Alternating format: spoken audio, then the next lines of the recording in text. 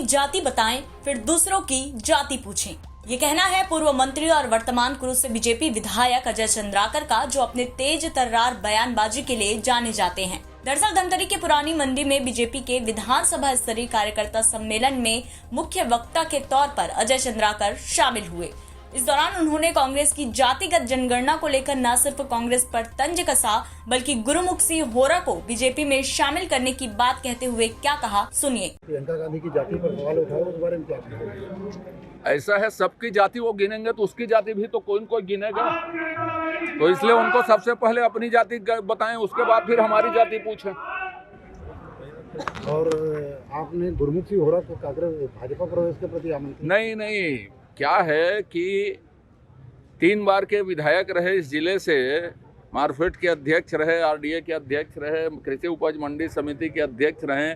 जन सेवा का एक लंबा इतिहास है और कांग्रेस ने बहुत अपमानजनक व्यवहार उनके साथ किया है और एक अननोन आदमी को उतार दिया उन्होंने यहाँ से। वहीं अजय ने धमतरी के कांग्रेस प्रत्याशी ओमकार साहू की जमकर खिल्ली उड़ाई। उन्होंने कहा कि तख्ती लेकर घूम कर जब तक वो अपनी पहचान बताएंगे तब तक बीजेपी चुनाव जीत जाएगी।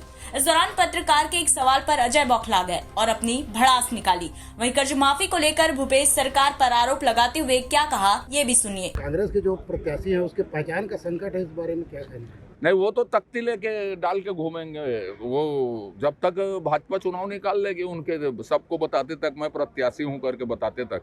अरे भाजपा किन मुद्दों को लेकर चुनाव में आ रही है? अरे मुद्दे साहब विपक्ष से नहीं पूछे जाते, कांग्रेस से पूछिए। मुद्दे 5 साल में क्या काम किया और आगामी क्या करना चाह रहे हैं, क्योंकि 5 साल के अपने काम पर तो वो भाषण कर ही नहीं रहे, वो गारंटी ले आए हैं नया कहाँ से।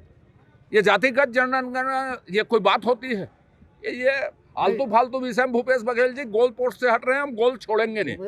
वो देखना कितना गोल पड़ने वाला है। आपने कहा भाजपा सरकार वापस आ रही है, तो किन इनके पीछे क्या तर्क है?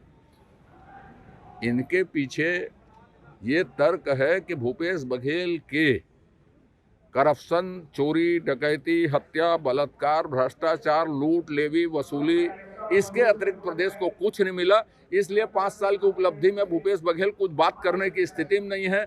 उनके अधिकारी, उनके नेता जेल में हैं या फरार है। भूपेश बघेल के फिर किसान के कर्जा माफी वाले को मास्टर, मैंने अभी कहा है, कौन सा कर्जा माफ होगा ये बताएं, वो क्लियर करें। पिछली बार उन्होंने कर्जा माफी कहा और अल्पकालिक ऋण माफ कर दिया।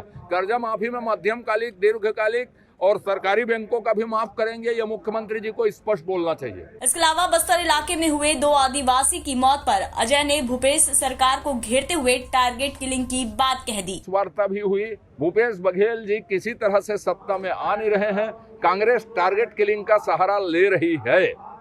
और देखिएगा 17 तारीख आते आते और भी हमारे नेता कार्यकर्ताओं के ऊपर हमला हो सकता है। बता दें, छत्तीसगढ़ में होने वाले पहले चरण के मतदान को अब गिनती के दिन ही बाकी रह गए हैं। ऐसे में पक्ष विपक्ष के बीच जुबानी जंग तेज हो गई है। अब ये आने वाला समय तय करेगा कि ये जुबानी जंग किसको जीत का ताज पहनाती है। धमतरी से देवेंद्र मिश्रा की रिपोर्ट, छत्तीसगढ़ तक।